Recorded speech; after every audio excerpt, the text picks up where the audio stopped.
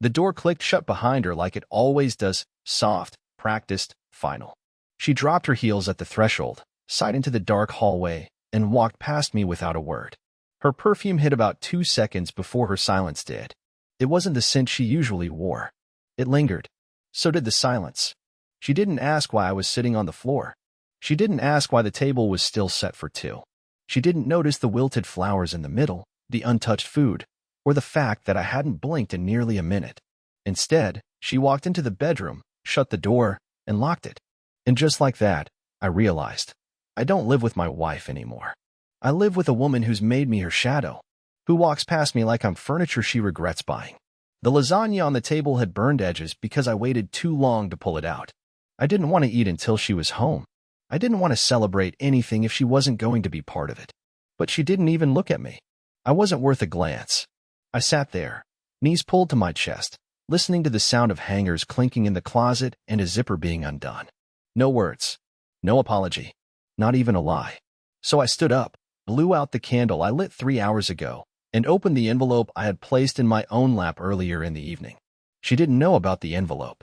She didn't know that the receipt for the hotel 2 towns over was in it, or that the man checking in with her had a last name I recognized, or that the timestamp on the reservation matched her office retreat down to the minute. I hadn't said anything because I needed to see it in her eyes. I needed her to lie to me one more time, to look me in the face and choose to erase me again. But she didn't even do that. She walked past me, like a ghost. So now it's my turn to haunt her. Tomorrow morning, when she wakes up, I won't be here.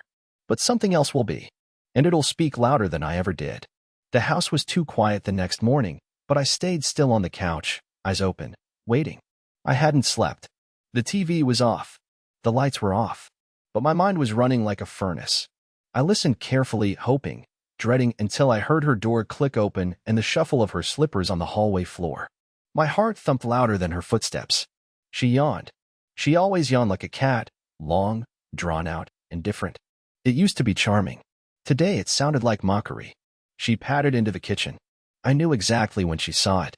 The silence broke for just 1 second, a pause in her breath, and then the clink of glass when she bumped her mug against the counter. I had left it all there. The receipt from the hotel, the phone bill with numbers that weren't mine, and the photo. The photo I never wanted to find but had printed anyway. Blurry, sure, but not blurry enough. Her dress was the same one from the other night. The arm wrapped around her waist wasn't mine. His hand was too tan, too bold. He looked like a man who had no reason to hide. She stood in the kitchen staring at it for what felt like years. I watched her from the hallway, but she didn't know I was there. I wanted to say something. I wanted to scream. I wanted her to drop to her knees and sob. But all she did was place both hands on the counter and lower her head like the weight of her secrets finally pulled her spine into a curve. I'd rehearsed the confrontation in my head 100 different ways. I imagined her denying it. I imagined her accusing me of invading her privacy. I imagined gaslighting, deflection, tears. I even imagined some desperate lie about emotional distance and needing to feel something. But what I didn't imagine was this blank, frozen stare. She didn't cry. She didn't speak. She didn't even look for me. It was like she didn't need to. I walked out from the hallway, slow and steady. My feet were cold against the tile. She didn't flinch when she saw me, just stared at the paper, like it was some puzzle she couldn't solve. I thought I was losing my mind, I said quietly. My voice cracked in the middle like it hadn't been used in weeks. Turns out I was just losing you. She finally looked at me.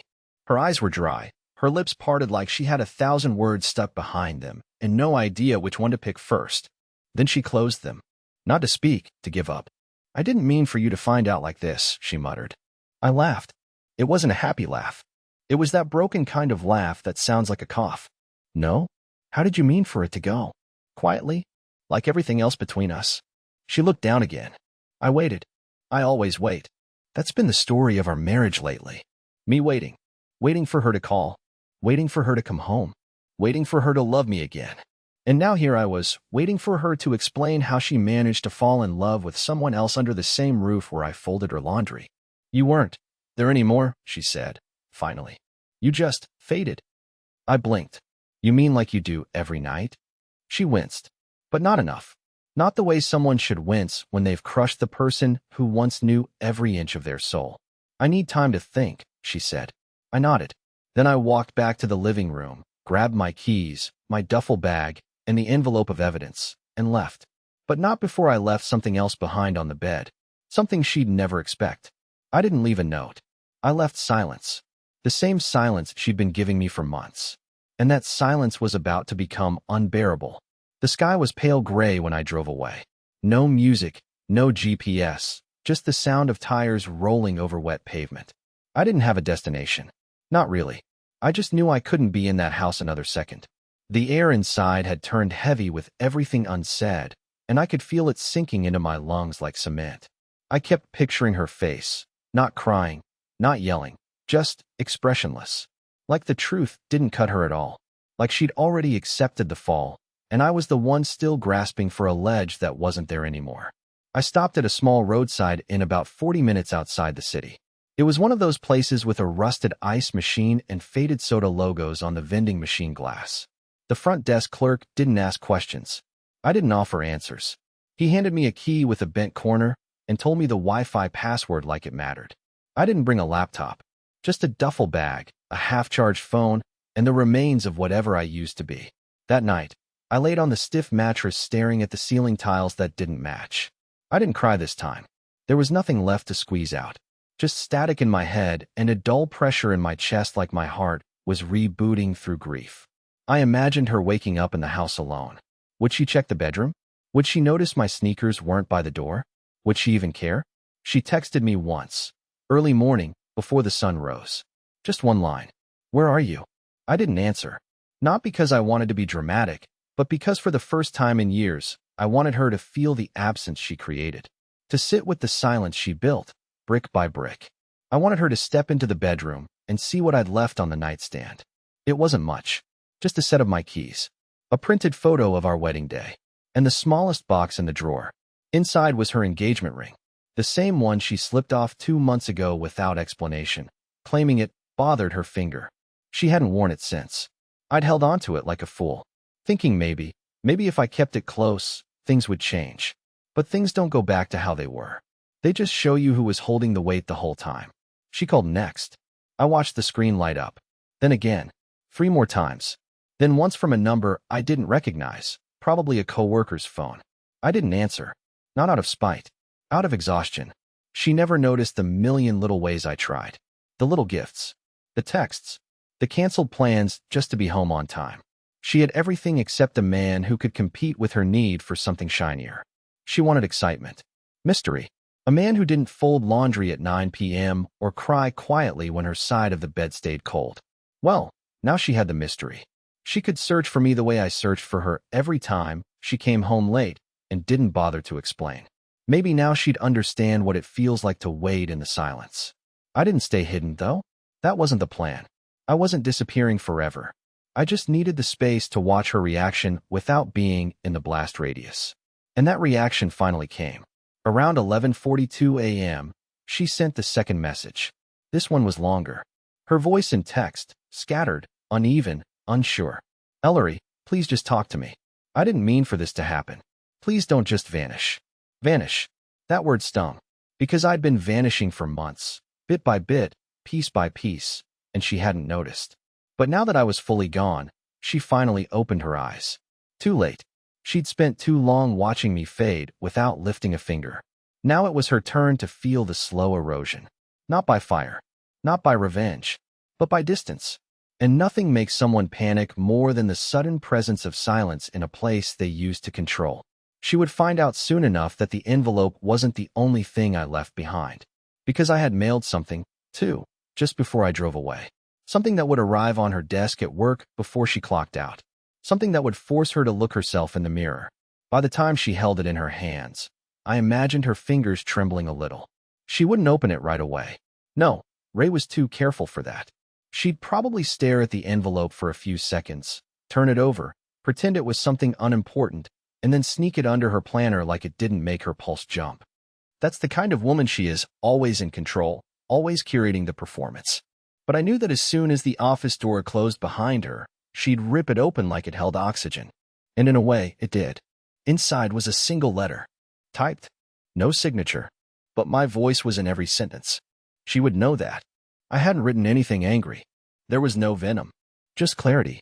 The kind that comes only after you've sat alone in a motel room long enough to let the panic dissolve and the truth take shape.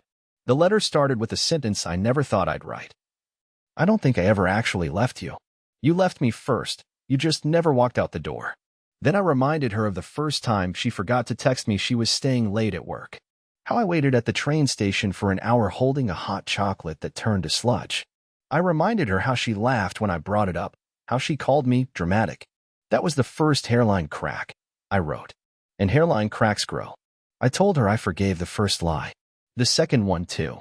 But by the third, they stopped being mistakes and started being patterns. I asked her if she remembered the last time she kissed me without checking the clock. If she could remember the sound of my laugh. If she even noticed that the last 3 vacations we took were ones I planned, paid for, and begged her to come on. I wrote, the man you stopped looking at is the same one who used to carry you to bed when you fell asleep on the couch. You just stopped seeing him. I ended the letter with a message she couldn't brush off. I didn't leave to punish you. I left to remember how it feels to be a person again. And that was all. No name. No return address. No demand. Just the weight of truth sliding off my shoulders and landing right on her desk. Back in the motel, I checked my phone. No messages yet. No missed calls. It was the silence that told me it had landed, that she'd read it, that it hit her in the ribs the way I hoped it would. But then something strange happened. A knock. Not at my door. On my phone. A knock from a number I hadn't seen in almost a decade. I stared at it, stunned. I didn't answer right away. The name flashing on my screen shouldn't have been involved in this. He shouldn't even know what was happening. But he did. It was Ray's brother, Calvin. I hadn't spoken to him since their mom's funeral, and even then it was barely 2 words. He was always cold toward me, never cruel, but never warm. Just detached. I answered on instinct, not knowing what he could possibly want. He didn't say hello. Did you leave already? He asked. I blinked. What? She called me, he said, panicking. She told me everything. The hotel, the note, the photo, everything. She said you disappeared. I sat on the edge of the motel bed, gripping the phone tighter. Yeah, I left. She's freaking out. Good. No, Ellery. Not good. She's unraveling. She's not who you think she is right now. I went cold. You defending her? No, he said after a long pause. I'm not. I'm telling you this because I think something else is going on. Something she hasn't told you. And just like that, the floor shifted beneath me. The anger I'd been cradling all week began to tremble. I didn't know what he meant. I didn't know if I wanted to know. But the way he said it made the walls in the motel room feel like they were closing in. Like what? I asked, almost a whisper. I don't know exactly, he said. But she didn't just cheat. She buried something. I can hear it in her voice. You were right to leave. But I think this rabbit hole might be deeper than you realized. He hung up before I could ask anything else. And now I'm sitting here in the dark, the envelope already delivered, the silence already loud, and I'm wondering if I've been chasing the wrong betrayal all along. What did she bury? And why does it feel like the truth hasn't even shown up yet? I didn't sleep that night either, but this time it wasn't grief that kept me up. It was suspicion. What exactly did Calvin mean? Something else. The words circled my mind like gnats I couldn't swat away. I knew the affair was real. I had the receipts, the photo, the disappearing ring, the late nights, and the perfume that wasn't hers. But Calvin sounded nervous. Not defensive. Not even angry. Just off. Like he'd walked in on something that didn't make sense, and now he was afraid of what I might find if I kept digging. At 5:14 a.m., I texted him back. What do you mean she buried something? What are you not telling me? No reply. By 8:30, I was on the road again. The motel was suffocating now, and I needed answers more than I needed rest. I didn't go home. I wasn't ready to see her, not yet. I drove past the city line, toward a place I hadn't visited in years, a storage facility Ray and I used to rent when we first moved in together. We'd filled it with her boxes, college books, old furniture, weird ceramic things she said she couldn't part with. She was always weirdly protective over that unit. Even after we bought the house, she'd insisted on keeping it. Said it was sentimental. Said she'd sort through it someday. She never did. But I remembered the unit number. E17. I hadn't been listed on the lease, so I expected resistance. But when I gave them my last name and said I was her husband, the old guy at the front desk barely looked up from his crossword. She hasn't been here in years, he mumbled. You're lucky it's not auctioned off. That caught me off guard. She's still paying? He nodded. Automatic card payment. Same day every month. Some people forget, and we end up with boxes full of high school yearbooks and junk. But she's been paying. Quiet and steady. He handed me a temporary key and pointed down a corridor that smelled like cardboard and engine oil. My heart was pounding harder than I wanted to admit. I had no idea what I was looking for. But whatever it was, it felt heavier than everything I'd already uncovered. The unit was colder than I remembered. The light flickered above, casting long shadows over the stacked boxes. For a minute, it felt like I was breaking into a stranger's life. I started digging slowly, opening bins, peeling back lids. Photos. College notes. A cracked mirror. A sweater I vaguely remembered her wearing on our second date. Then I found it.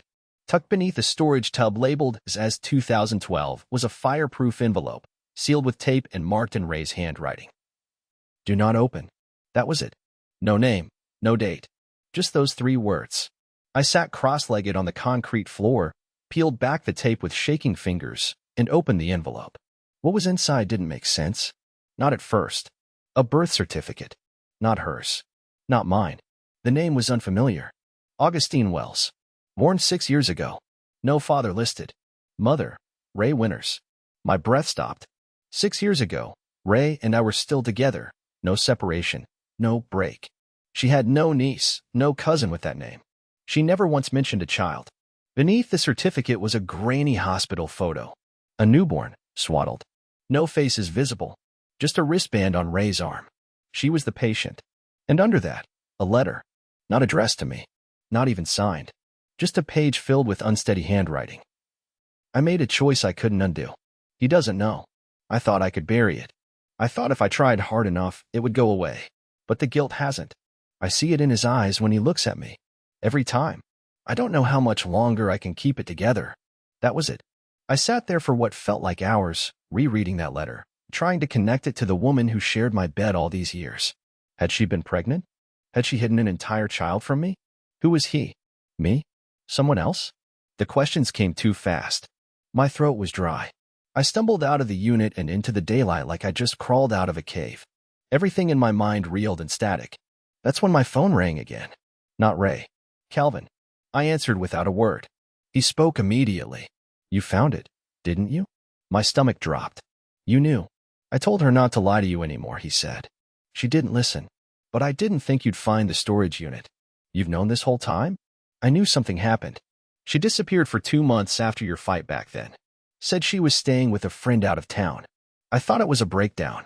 Then she came back and wouldn't talk about it. But later, I saw the hospital bill in her mail. She begged me not to tell you. She had a child? I whispered. Without telling me? I don't know if the child is alive. She never said. Only that it was a mistake she couldn't take back. And that you were never supposed to know. I couldn't breathe. The betrayal I thought I'd been unraveling was just the top layer. And now I was staring into a second life I didn't even know she lived. I didn't go home. I couldn't. I just sat in the parking lot of a grocery store 20 miles from the storage facility, gripping the steering wheel like it was the only thing tethering me to the present. The birth certificate was still in the passenger seat beside me, folded inside the same fireproof envelope she'd hidden for 6 years. Ray had lived with this. Slept beside me. Let me talk about children, about regrets, about wondering if we'd ever adopt. She smiled and nodded. All while this secret sat in a metal box under a plastic bin marked Christmas. And now I couldn't stop thinking about a name. Augustine Wells. A child she carried. A child I never met. A name I never heard. I don't know how long I sat there, the car idling, the sun crawling across the windshield, before I reached for my phone. I wasn't sure if I wanted a fight, a confession, or just to hear her voice break under the weight of what she'd hidden. But I dialed anyway. She answered on the first ring. Ellery. Her voice was small. Too small for someone who had detonated my entire past without blinking. I found the unit, I said. Silence. I found the envelope. A long inhale. Then, finally, a trembling whisper. I was going to tell you. I couldn't. I didn't know how. You lied to me for 6 years. I didn't lie, she said quickly. I stayed quiet. Same thing. No, it's not, she snapped, and for a second, her old fire flared. Lying is when you create something false. I didn't do that. I buried it. Because I thought if I buried it deep enough, it wouldn't ruin everything. You had a child. Yes, she said. No hesitation. No excuses. And I gave her up. The breath I tried to take stuck in my throat. She's alive. Yes. That one word unraveled me. Why didn't you tell me? Ray didn't speak right away. I heard her shift, maybe sit down, maybe brace herself. Because it wasn't yours. The quiet in my car exploded into something loud inside my chest. I wanted to scream, to punch the dashboard, to tear the steering wheel off. But I just stared out at the parking lot and felt the weight of every night I held her while she cried, not knowing I was comforting someone who had erased me from the biggest moment of her life. I was angry at you back then, she continued, her voice brittle. We'd been fighting for weeks. You were working all the time, and I felt invisible. I reconnected with someone from college at a conference in Seattle. It was stupid. One night. I didn't even know I was pregnant until a month later. And you never thought I deserved to know that you were carrying someone else's child? You don't understand, she said. I went away to think. I told him. He didn't want anything to do with it. I was alone, and I didn't want to destroy you. I told myself it was better if I came back and pretended it didn't happen. You buried a child. I didn't kill her. Ray shouted, finally breaking. I placed her with a couple who couldn't have kids. A closed adoption. It was legal. It was the hardest thing I've ever done. I sat in that car with her voice ringing in my ears and tried to remember every dinner, every movie night, every time she touched my hand and told me she loved me. Every, I'm fine. Every, I just need space. Every single lie of omission she fed me with steady eyes. You went on like nothing happened, I whispered. No, she said, tears rising in her voice now. I didn't. I think about her every day. And every day I looked at you, I saw what I did. I thought keeping it buried was mercy. I thought I could live with it. But I was wrong. I believed her. That's the worst part. I believed that she regretted it. But it didn't make it better. It didn't make me whole. So the affair, I said slowly. Was that just another escape? She didn't answer. Was it with the same man? Still nothing. Ray. No, she said quietly. It was someone else. Of course it was. And now I was sitting in a car with my whole marriage laid out in ruins before me, 2 betrayals, stacked years apart, stitched together by silence and cowardice. She hadn't just fallen out of love. She had fallen into a pattern, one where truth was optional and comfort was borrowed. And I was always the last to know. I want you to stop calling me, I said. But Elario, I mean it. If you have something else to confess, write it down. Send it in another envelope. I'll open it when I feel like being crushed. Then I hung up. And for the first time in 12 years, I didn't feel married anymore. I just felt free. But that freedom came with one final question I couldn't let go of. Where was Augustine now? And did she look anything like me? I didn't plan to look for her. Not at first. I told myself it was none of my business, that chasing a ghost Ray had buried years ago would only dig up more wreckage. But the idea kept pulling at me, this little girl out there in the world, unknowingly orbiting the crater of my broken marriage. She wasn't mine. Not by blood, not by decision. But she was tied to everything I thought I knew about the last decade of my life. And that kind of truth doesn't just evaporate. I called a friend of mine named Carter. He's a paralegal and a bit of a privacy geek, the kind of guy who still uses burner emails and refuses to shop online. I told him I needed to track down someone born 6 years ago in Washington under a closed adoption. I didn't give details. Just said it was personal. He hesitated, but eventually said, "You'll owe me. This won't be clean." 3 days passed. I didn't speak to Ray. She respected the silence. Or maybe she was afraid to break it. Either way, I didn't care. I was too busy waiting for Carter to call. When he did, he spoke fast and low. "You didn't get this from me. What am I not getting?" I asked. "There's no official match in public records, but there's a family in Eugene, the Wells, who adopted a girl named Augustine 6 years ago. The mom runs a small art studio. The dad's a school counselor. No red flags. But here's the part you'll care about. Their lawyer of record on the adoption paperwork? Ray Winters." My stomach flipped. "You're telling me she arranged her own child's adoption through a family she knew?" "Looks like it. Which means it's not a full legal disconnect. Closed on paper, but maybe not emotionally. If you go there, be careful." I didn't even ask for the address. I just started driving. It rained halfway through the drive, which felt weirdly poetic. Like the sky was trying to match the mess I felt in my chest. By the time I reached the small neighborhood on the edge of Eugene, the clouds had cleared, but the air stayed heavy. It was a quiet place, too quiet. Every mailbox had flowers growing beneath it. The kind of place where kids ride bikes after dinner and parents wave from porches. I found the house. Number 408. White siding. Blue shutters. A wreath on the door made of buttons and yarn. And in the driveway, a little girl sitting on the edge of the porch, holding a juice box, wearing a green bracelet. She couldn't have been more than 6.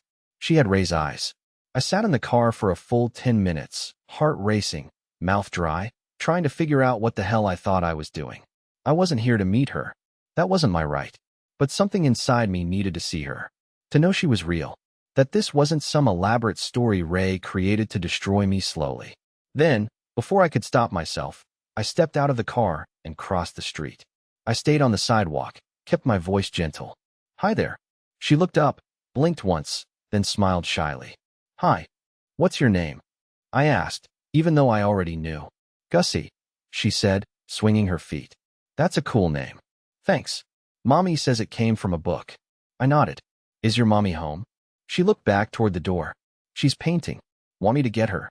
"No," I said quickly. "No, that's okay. I was just driving through. And your bracelet, it reminded me of someone I used to know." She lifted her wrist proudly. "I made it. It's beautiful." She smiled, then said something that knocked the air clean out of my lungs. "My first mommy had a bracelet like this. I never met her, but I saw a picture once." My knees nearly buckled. She didn't know Ray. She didn't know anything about me. But the story was true. She went back to sipping her juice box. I stood there, unsure what to do with the hurricane inside me. A moment later, the front door opened. A woman stepped out, brunette, mid-40s, paint on her apron. She looked at me, confused but not alarmed. "Can I help you?" I shook my head. "No. I'm sorry. I'm lost." She nodded slowly, watching me as if she half believed it. I turned back toward my car. One last glance at the little girl with the green bracelet. That was the moment I realized this wasn't just Ray's secret anymore. This was a life. A living, breathing human who deserved peace and protection and love. Things Ray had decided I wasn't allowed to give. I didn't know what I was supposed to do next. But I knew one thing. This wasn't over. Ray wasn't done telling lies. And I wasn't done pulling at the threads. The drive back felt quieter than it should have. Not because the road was empty, but because something inside me had finally let go. I had seen her, Augustine, or Gussie, as they called her. And she was okay. She was more than okay. She was happy, safe, curious. That's all I ever needed to know. I didn't belong in her world, and maybe I never did. But for a moment, I stood close enough to see that the decision Ray had made, however painful, however deceitful, had led to something pure. Something untouched by all the wreckage we left behind. I didn't go back to the motel. I didn't go home either. I ended up in a small cafe off the interstate, sitting at a corner table with a notepad I borrowed from the counter and a ballpoint pen that skipped every third letter. That's where I wrote my final words to Ray. Not a threat, not a scream, just something real. I told her I forgave her. I didn't say it because what she did was okay. It wasn't. She broke us in 1,000 ways, and some of those cracks will never heal. But I forgave her because carrying that weight any longer was suffocating me. I wanted peace. And if there was one thing I learned from watching Gussie sit on that porch, it was that life keeps moving whether we're ready or not. I told Ray that I hoped she found help. Not escape, not another secret, but actual help. I told her she didn't need to run anymore. And I thanked her for one thing, for letting that little girl grow up with 2 people who clearly loved her. And then I said goodbye. No rage, no sarcasm, just the truth, finally free of the pain. 2 weeks passed. I moved into a small studio apartment across town. Simple, clean, mine. I started seeing a therapist, something I'd avoided for years because I thought it meant I'd failed. But it turns out admitting you're broken is the only way to stop feeling like a fraud. One morning, I opened my mailbox and found an envelope. No name, no return address. But the handwriting stopped me cold. Inside, Ray had written me a letter. She didn't beg. She didn't justify. She just said thank you. She said she read my words 100 times and cried every time. She said she was starting therapy, that she'd told her family the full truth, not just about the affair, but about the child, the lies, and the shame she'd buried for years. And then she said something I'll never forget. "You loved me even after I stopped deserving it. I hope you save some of that love for yourself now." I sat with those words for a long time. And for once, they didn't sting. They settled. Like closure. Like something finally finished. And that night, for the first time in what felt like years, I made dinner just for me, poured a glass of wine, and left the seat across the table empty, not because someone was missing, but because I was whole enough to sit there alone. Not broken, not bitter, just healing. And that was more than enough.